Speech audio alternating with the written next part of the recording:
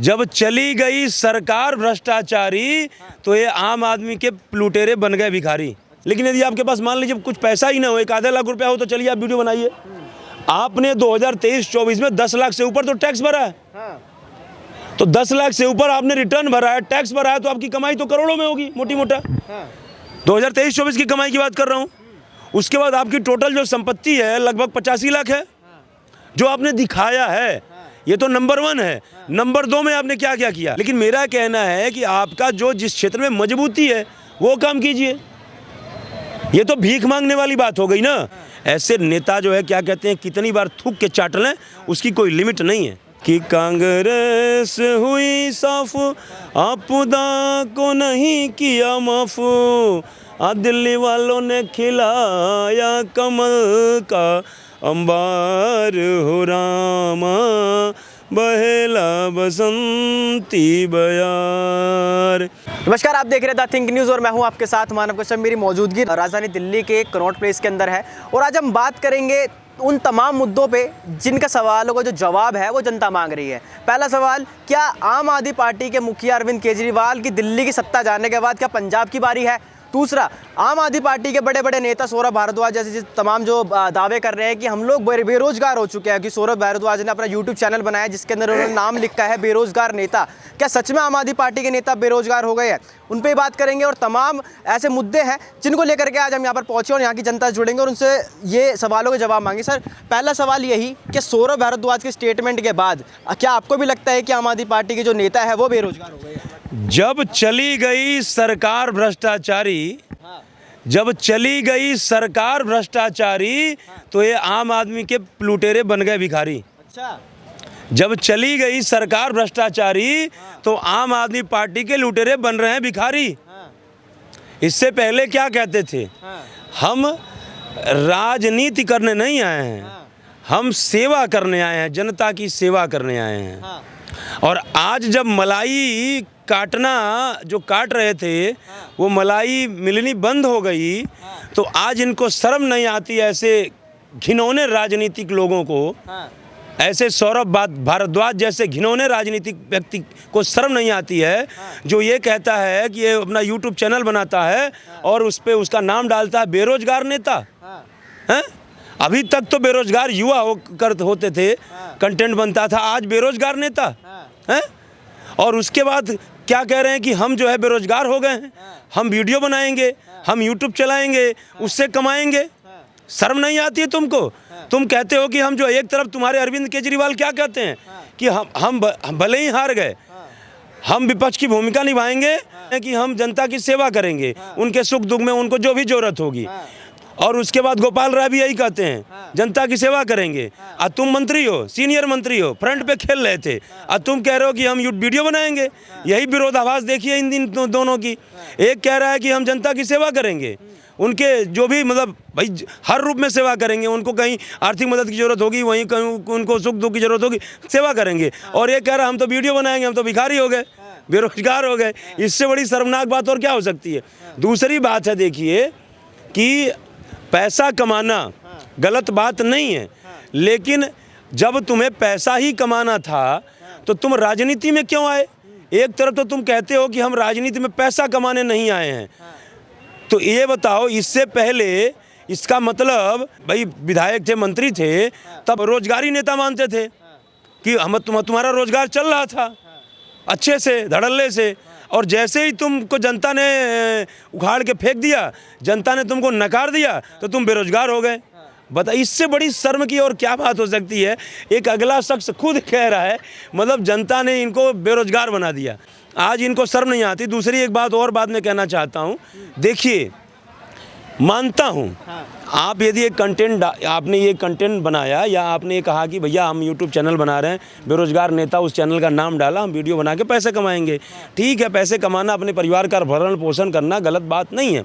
लेकिन भाई आप इतनी बड़ी नौकरी छोड़ करके आए थे, मैंने बहुत बड़े पैकेज पे आप थे, एक जो MNC लेवल की कंपनी होती है उस लेवल पे आप काम कर रहे थे, बड़े सीनियर लेवल पे, आप वो नौकरी छोड़ करके आए।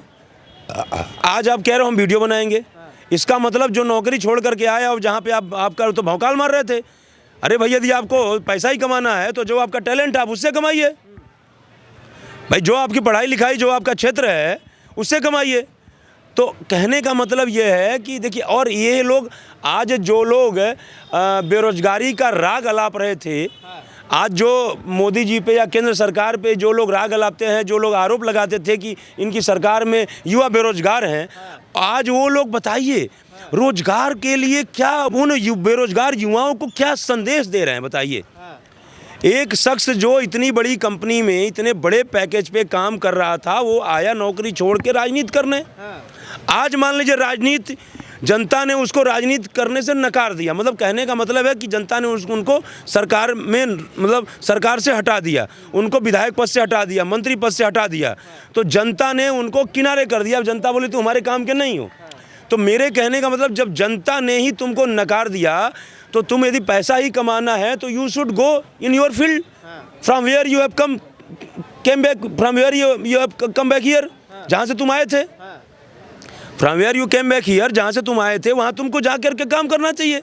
और यदि तुम यही कहते हो भैया हम यहाँ पैसा कमाने नहीं सेवा करने आए, तो सेवा कर दे भाई। आज मान लो भाई तुम्हारे पास पैसा नहीं है, तुम जो है क्या कहते हैं आज भी जनता के सुख दुख में काम आ रहे हो, जनता की आवाज़ उठा रहे हो, जनता के मुद्दे उठा रहे हो।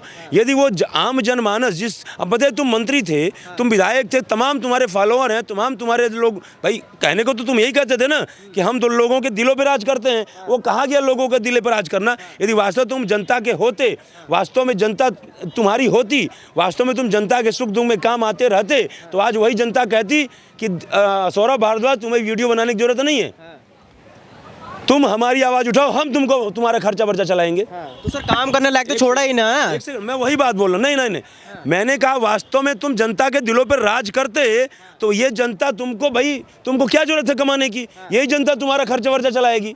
इसका मतलब यह है कि जहाँ से तुम ये भौकाल मार रहे थे कि हम इतनी बड़ी नौकरी छोड़ करके आ गए, इसका मतलब तुम वहाँ काम के थे नहीं, इसलिए छोड़ दिए। यदि काम के होते तो तुमको वीडियो बनाने की क्या जरूरत है भैया? वीडियो बना के कमाना इतना आसान है क्या? आप लोग जानते होंगे। आप लोग यदि मान लीजिए जब न्यूज़ से रिलेटेड वीडियो बनाते हैं, तब भी आप लोगों को पता होगा कितना आंधी तूफान बारिश, कितनी भीड़ का मशक्कत करके सामना करके वीडियो बनाते हैं। तो वीडियो बना के कमाना इतना आसान है? ये तुम्हारे लिए नया क्षेत्र हो गया ना। लेकिन जो तुम्हारा स्पेशलाइजेशन था उसमें तुम जाना नहीं चाहते। इट मीन्स कि उसमें तुमको धक्के मार के निकाला गया, तुमने नौकरी नहीं छोड़ा, तुमको धक्के मार के निकाल दिया गया, तुमको प्रेशराइज कर दिया गया कि तुम नौकरी छोड़ दो नहीं तो तुमको टर्मिनेट कर देंगे, और तुम जो रिजाइन मार करके आए और तुम राजनीति में घुस गए। इसका मतलब तो यही है। आप कमाना गलत बात नहीं है, लेकिन मान लीजिए भाई आपके पास बैकग्राउंड नहीं है, आपके पास पैसे नहीं है, मान लीजिए आपके पास टोटल चल अचल संपत्ति, मान लीजिए एक मकान सबके पास होना चाहिए, चाहे वो कितने का मकान, लेकिन उस मकान के अलावा आपके पास, कहने का मतलब ये है कि कुछ भी पैसा ना हो भाई, आपके पास कोई पूंजी ना हो, आपके पास 1 लाख 1.5 लाख रुपया हो, 2 लाख रुपया हो, तो उसमें भी लोग काम कर ले रहे हैं। लेकिन यदि आपके पास मान लीजिए कुछ पैसा ही ना हो, 1 आधे लाख रुपया हो, तो चलिए आप वीडियो बनाइए। आपने 2023-24 में 10 लाख से ऊपर तो टैक्स भरा है, तो 10 लाख से ऊपर आपने रिटर्न भरा है, टैक्स भरा है, तो आपकी कमाई तो करोड़ों में होगी मोटी मोटा। 2023-24 की कमाई की बात कर रहा हूँ। उसके बाद आपकी टोटल जो संपत्ति है लगभग 85 लाख है, जो आपने दिखाया है। ये तो नंबर 1 है। नंबर 2 में आपने क्या क्या किया वो तो आप जानते होंगे, लेकिन और आप जानते होंगे, और जिस दिन सीएजी की रिपोर्ट जो है वो पहली कैबिनेट में पेश होगी, वो पब्लिश होगी ना, उस दिन पता चल जाएगा कि आपके नंबर 2 के कितने हैं, जब जांच होगी। तो दूसरी एक बात यह है कि मैं ये कहना चाहता हूँ कि सौरभ भारद्वाज जी से, भाई आपके पास इतनी कैपिटल है कि आप कोई और काम कर सकते हैं, इतना प्रोपेगेंडा फैला रहे हैं, आप सहानुभूति लेना चाह रहे हैं, लेकिन ये हमारे जैसे आम जनमानस समझ रहा है कि आप ये क्या कर रहे हैं। दूसरी एक बात और है कि आज इनको ना बड़ा दर्द हो रहा है, ये एकदम से मानसिक दिवालियापन के शिकार हो गए हैं। बात क्या थी कि भैया भाई तुम्हारे पास 85 लाख की तुम जो नंबर 1 की प्रॉपर्टी दिखा रहे हो, जब तुम्हारे पास नंबर 1 की इतनी है, नंबर 2 में तुमने कितना किया होगा। और मान लीजिए चलिए नंबर 2 में किया नहीं किया, 1 करोड़ की प्रॉपर्टी तो तुम दिखा रहे हो, उसके लिए तुमको वीडियो बनाने की ज़रूरत है। दूसरी एक बात यह है कि इन्होंने हुआ क्या कि जो ये मंत्री रहते हुए विधायक रहते हुए जो ये नंबर 2 के पैसे कमा रहे थे वो पैसे आने बंद हो गए। तो जब व्यक्ति को ये लगता है, देखिए भले ही उसके पास रहने खाने की उसकी समुचित व्यवस्था हो, वो नौकरी करे, काम करे, ना करे, समझ रहे मेरी बात को, समुचित व्यवस्था हो, लेकिन क्या है ना, जब उसको मलाई मिलनी बंद हो जाती है ना, तो उसको चाहिए होता है कि महीने का कुछ ना कुछ आते जाए। आज जब हम ये कहेंगे कि हम बेरोजगार नेता हैं, हम वीडियो बना रहे हैं, तो जनता हमारे ऊपर सहानुभूति दिखाएगी, हमारे क्या कहा, हमारे चैनल को फॉलो कर लो। अरे यार, यदि वास्तव में तुम जनता के दिलों पे राज करते तो ये कहने की जरूरत है फॉलो कर लो। जो तुम्हारे फैन फॉलोइंग थे खुद फॉलो करेंगे तुमको। तो तुम ये कह रहे हो ना हमको फॉलो कर लो, इस मीन्स कि आपने एक नाम सोच करके बेरोजगार नेता, जनता से सहानुभूति प्राप्त करके जनता फॉलो करेगी, जनता व्यूज बढ़ाएगी, जनता शेयर करेगी, और जो हम घूस से कमा रहे थे महीने का, कम से कम उसका 10% तो जो है हमको ऐसे ही आता रहे। ये चीज़ अगर घूस से कमाया होता तो वीडियो बनाने की जरूरत थोड़ी ना पड़ती। क्या कह रहे हैं? घूस से अगर कमाया होता तो वीडियो बनाने की क्या जरूरत थी? मैंने कहा यदि तुम वास्तव में टैलेंटेड होते तो तुम जो है वापस अपने क्षेत्र में चले जाते, कोई बिजनेस कर लेते, तुमको वीडियो बनाने की क्या जरूरत है? आप बताइए, ये कोई छोटा मोटा काम है? दोनों मानिए तो दोनों चीज़ है। ये आप जैसे एक मंत्री के लिए वीडियो बना के कमाना कितने निम्न स्तर की बात है, दूसरी एक बात है कि कठिन स्तर की बात है, दोनों बात है। वीडियो बना के और उसको पब्लिश करके और चलाना इतना आसान भी नहीं है। मैं ये नहीं, जो आप लोग काम करते हैं उस काम को मैं प्रणाम करता हूँ, लेकिन मेरा ये कहना है जो जिसका स्टैंडर्ड है, जो जिसका क्षेत्र है, उस क्षेत्र में काम करे ना। आप समझिए मैं कहाँ से बोल रहा हूँ। मैं आपके लोगों के इस जो आप लोग वीडियो बनाते हो, यूट्यूब पे डालते हो, न्यूज़ से रिलेटेड, तमाम कंटेंट से रिलेटेड, ये सम्मान नहीं है मेरे लिए, मैं इसका अपमान नहीं करता, लेकिन मेरा कहना है कि आपका जो जिस क्षेत्र में मजबूती है वो काम कीजिए। ये तो भीख मांगने वाली बात हो गई ना। आप यदि चलिए आपको वीडियो बनाना ही होता, आप बनाते। जो जनहित के मुद्दे हैं, मान लीजिए, जो आप मान लीजिए चलिए भाजपा की सरकार बन रही है, भाजपा जो गलत कर रही है उसका आप मैसेज पहुंचाइए लोगों तक। आप कहीं कुछ गड़बड़ घोटाला हो रहा है उसका मैसेज पहुंचाइए, कहीं किसी के साथ अन्याय हो रहा है उसका मैसेज पहुंचाइए, इसमें कौन रोक रहा है आपको? पहुंचाइए। तो लेकिन ये लिखने की क्या जरूरत है बेरोजगार नेता? ये तो आप भीख मांग रहे हो सहानुभूति की, इससे शर्मनाक बात कोई हो ही नहीं सकती है। जी चलिए ठीक है सर, ये सौरभ भारद्वाज की बात हो गया। बात करते हैं सर दिल्ली चुनाव की। क्या केजरीवाल दिल्ली की सत्ता जाने के बाद में पंजाब की सत्ता संभाल पाएंगे या फिर वो भी हासिल जाएगी? देखिए, ऐसा है कि तपस्या करके वरदान रूपी शक्तियां प्राप्त कर लेना बड़ी बात है, लेकिन उन शक्तियों का सदुपयोग करना बहुत बड़ी बात है। जिसने अपनी शक्तियों का सदुपयोग किया वो समाज के लिए अनुकरणीय था, अनुकरणीय है, अनुकरणीय रहेगा, चाहे वो किसी भी वर्ण संप्रदाय से आता हो। समझ रहे मेरी बात को? आप उदाहरण उठा करके देख लीजिए, रावण कितना बड़ा विद्वान था, शक्तियों का दुरुपयोग किया, पूरा कुल नाश हो गया। हिरण्यकश्यप शक्ति थी उसके पास, नाश हो गया। सम्रासुर, लवणासुर, तमाम ऐसे बड़े बड़े जो है शक्तिमान थे जो खत्म हो गए। लेकिन वहीं आप उठा कर देखिए, वाल्मीकि जी, महर्षि वाल्मीकि जी, हम लोग उनकी पूजा करते हैं वाल्मीकि समाज से, लेकिन समाज से कोई मतलब नहीं है। आप कर्म कैसा कर रहे हैं वो किसी भी वर्ण, चाहे वर्ण से हो, चाहे क्षत्रिय से हो, चाहे शूद्र से हो, चाहे वैश्य से हो, चाहे ब्राह्मण से हो, आपके कर्म अनुकरणीय होते हैं। वहीं आप देखिए संत रविदास जी शूद्र समाज से आते हैं, लेकिन उनका भी जो हम लोग पूजा करते हैं, उनको भी जो है क्या कहते हैं, उनका भी अभिनंदन, उनका भी अनुकरण, उनका भी अनुसरण करते हैं। लेकिन अब वही है कि जैसे त्रेता में, द्वापर में तमाम ऐसे जो राक्षस थे जो अपनी शक्तियों का दुरुपयोग किए, उनका सर्वनाश हो गए, तो ऐसे इस कलयुग में भी एक राजनीतिक रावण है जिसका सर्वनाश कगार पे आ गया है। जी केजरीवाल को अब रावण की तुलना कर रहे हैं। क्या कह रहे हैं? केजरीवाल की तुलना अब रावण से कर रहे हैं। भैया मैंने कहा जो भी राजनीतिक रावण है इस कलयुग में उसका सर्वनाश होने वाला है। अच्छा। हाँ, तो पंजाब की सत्ता जाने वाली है, ये कह रहे हैं। मैंने कहा शक्तियों का जिसने दुरुपयोग किया, शक्तियों के अहंकार की पराकाष्ठा को जिसने ही पार किया उसका सर्वनाश हुआ है। क्या घमंड था? आप बताइए, मोदी जी को दूसरा जन्म लेना पड़ेगा हमको हराने के लिए? इतना अति घमंड होना क्या मतलब जरूरी है? ये क्या अच्छा है? मोदी जी को दूसरा जन्म लेना पड़ेगा? इस बात को दिल्ली की जनता ने दिल पे ले लिया था। ले लिया, और क्या, क्यों नहीं लिया? लिया तभी तो सुपड़ा साफ हो गया। भाई ये बताइए, 3 बार से तुम कहते थे हमने दिल्ली के शिक्षा व्यवस्था को विश्व स्तर पे कर दिया, स्वास्थ्य को जो है देश में नंबर 1 कर दिया, क्या कहते हैं पानी की फ्री दे रहा हूँ, बिजली फ्री दे रहा हूँ, सब फ्री दे रहा हूँ, उसके बाद फ्री की घोषणा कर दी। आपने कहा कि भारतीय जनता पार्टी आएगी तो आपकी बिजली काट देगी, बिजली की सुविधा नहीं देगी, पानी की सुविधा नहीं देगी, शिक्षा की सुविधा नहीं, स्वास्थ्य की हालत खराब हो जाएगी, अस्पताल खराब हो जाएंगे। सारे तो हमने जनता को डराया हैं। आपको जो 2500 कह रहे हैं वो देंगे नहीं, वो कहेंगे ये लाओ वो लाओ फलाना लाओ ढिकाओ लाओ, आपने सब तो जताया, लेकिन जनता ने क्या किया, उखाड़ फेंक दिया आपको। आपको अहंकार नहीं होना चाहिए, गर्व होना चाहिए।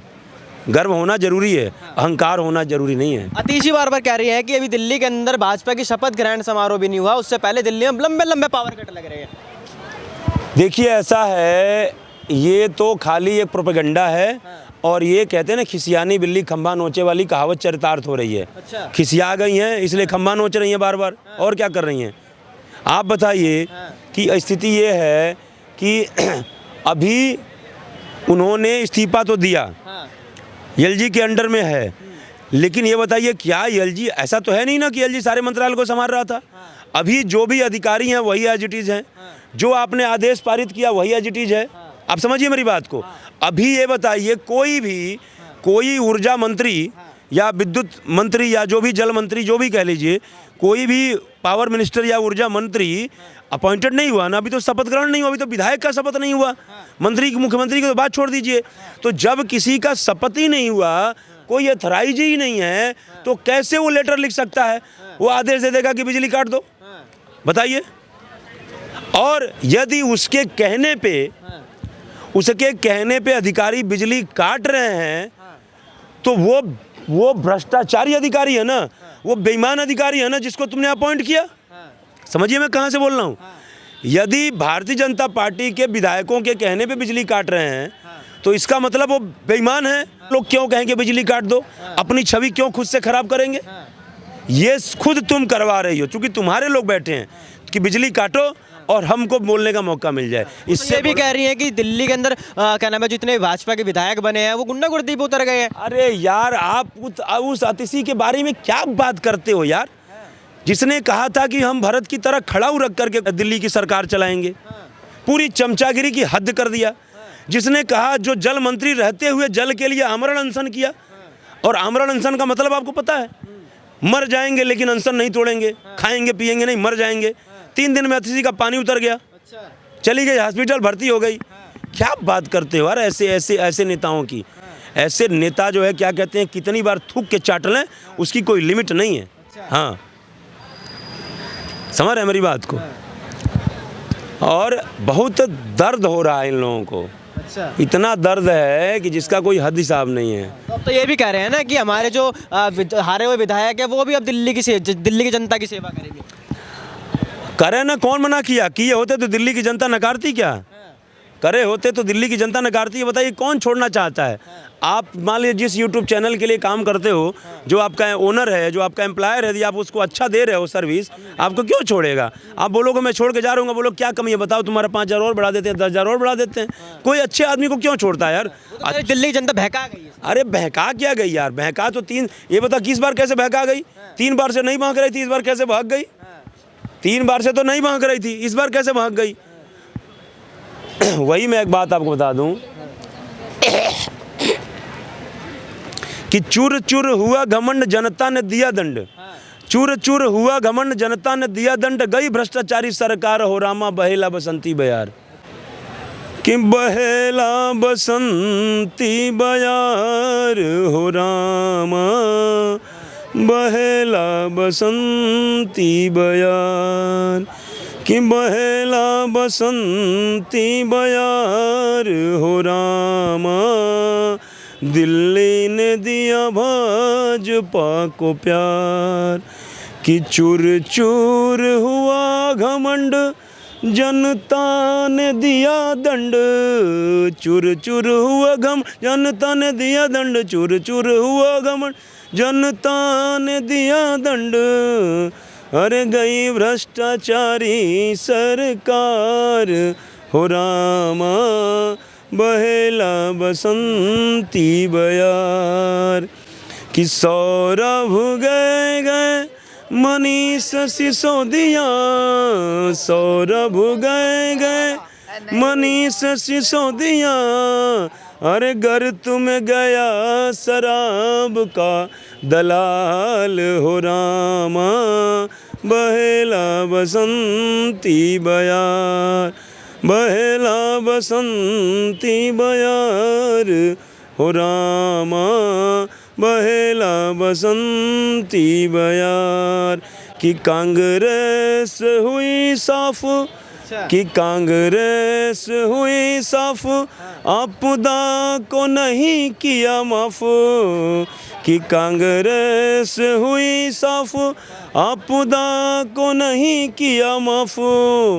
दिल्ली वालों ने खिलाया कमल का अंबार हो रामा, बहेला बसंती बयार। कि सब दिन होतन एक समाना, सब दिन होतन एक समाना। तय था इस बार इस धुर्त का जाना, कि तय था इस बार इस धुर्त का जाना। दिल्ली वालों ने लुटाया मोदी पे प्यार हो रामा, बहेला बसंती बयार। कि बहेला बसंती बयार हो रामा, बहेला बसंती बयार। ठीक है सर, बहुत बहुत धन्यवाद। तो हमारे साथ प्रेम द्विवेदी जी थे, जिन्होंने बेबाकी से अपनी राय रखी और उन्होंने साफ तौर पे साबित कर दिया कि आम आदमी पार्टी की सरकार अपनी ही कर्मों की वजह से इस बार सत्ता से बाहर हुई है। आपकी क्या राय है कमेंट सेक्शन में जरूर बताएं। देखते रहिए द थिंक न्यूज़। बहुत बहुत धन्यवाद।